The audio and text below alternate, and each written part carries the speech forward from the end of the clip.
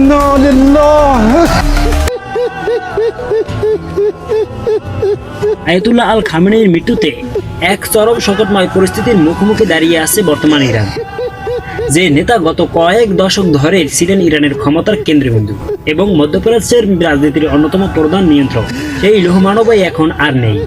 তেহরানের আকাশে গত শনিবার ভোরের এই বিভীষিকা কেবল একজন নেতার প্রাণী কেড়ে নেয়নি, বরং পাল্টে দিয়েছে পুরো বিশ্বের ভূ রাজনীতি। তেহরানে খামেনির বাসভবন ও কার্যালয় ছিল বিশ্বের অন্যতম সুরক্ষিত স্থাপনা। মাটির অনেক গভীরে তৈরি করা হয়েছিল আধুনিক ভাঙ্কার, যা যে কোনো শক্তিশালী হামলা মোকাবিলায় সক্ষম বলে মনে করা হতো।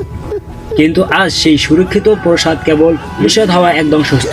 প্রশ্ন উঠেছে, এত কঠোর নিরাপত্তা বেষ্টনী থাকার পর কিভাবে মার্কিন ও ইসরায়েলি যৌথ বাহিনী এই নিখুঁত অপারেশন সফল করলো? স্যাটেলাইট ইমেজে দেখা গেছে খামেনির সেই রাজকীয় প্রসাদটি এখন আর নেই। হামলার তীব্রতায় স্তম্ভটির চারপাশ সম্পূর্ণ ভস্মীভূত হয়ে কালো হয়ে গেছে।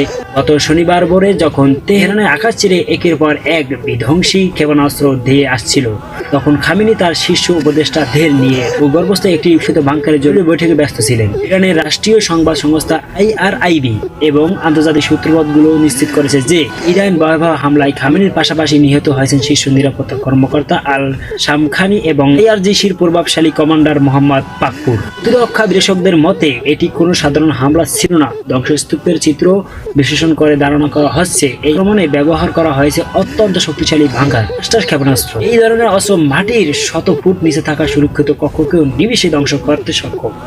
তবে এই নিখুঁত লক্ষ্যভেদ প্রমাণ করে যে ইরানের ক্ষমতায় অন্দরমহল এবং খামেনির গোপন অবস্থান সম্পর্কে হামলাকারীদের কাছে ছিল অত্যন্ত সুনির্দিষ্ট এবং গোয়েন্দা তথ্য। মার্কিন প্রেসিডেন্ট ডোনাল্ড ট্রাম্প নিজেই এই সামরিক অভিযানের কথা নিশ্চিত করেছেন। এক বিশেষ ভিডিও বার্তায় তিনি বলেছেন, তাদের মূল লক্ষ্য ছিল ইরানের শাসন ব্যবস্থায় আসন্ন সামরিক হুমকি চিরতরে দূর করা। ট্রাম্প এই অপারেশনকে দুষ্ট ও একনায়কতন্ত্র নির্মূলের পদক্ষেপ হিসেবে অভিহিত করেছেন।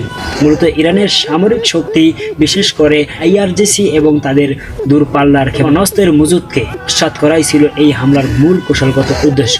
দীর্ঘ কয়েক দশকের নিরাপত্তা ছক ভেঙে খামেনির এই প্রয়াগ মধ্যপ্রাচ্যকে চরম অনিশ্চয়তার মুখে ঠেলে দিয়েছে। হামলার পর থেকেই পুরো ইরান ও মধ্যপ্রাচ্য জুড়ে যুদ্ধের উত্তেজনা নতুন মোড় নিয়েছে। IRGCর পক্ষ থেকে এই হত্যাকাণ্ডের ভয়াবহ প্রতিশোধ নেওয়ার অঙ্গীকার করা হয়েছে। একদিকে শোকের ছায়া, অন্যদিকে প্রতিশোধের আগুনের প্রস্তুতি। ইরান কি এখন পাল্টা হামলা চালাবে, নাকি নতুন নেতৃত্বের অধীনে নিজেদের পুনর্গঠন করবে?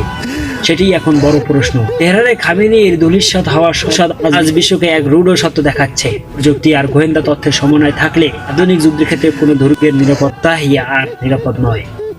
খামেনির পরবর্তী ইরান কি টিকে থাকবে, নাকি এই প্রতিশোধের নেশা দেশটিকে এক মহাযুদ্ধের দিকে টেনে নিয়ে যাবে? সেই উত্তরের জন্য বিশ্ব এখন অধীর অপেক্ষায় গুনছে। প্রিয় দর্শক, ভিডিওটি আজকে এখান থেকে সমাপ্ত করলাম। যদি ভিডিওটি ভালো লাগে আমার চ্যানেলটি সাবস্ক্রাইব করে অবশ্যই আমার পাশে থাকবেন। ধন্যবাদ।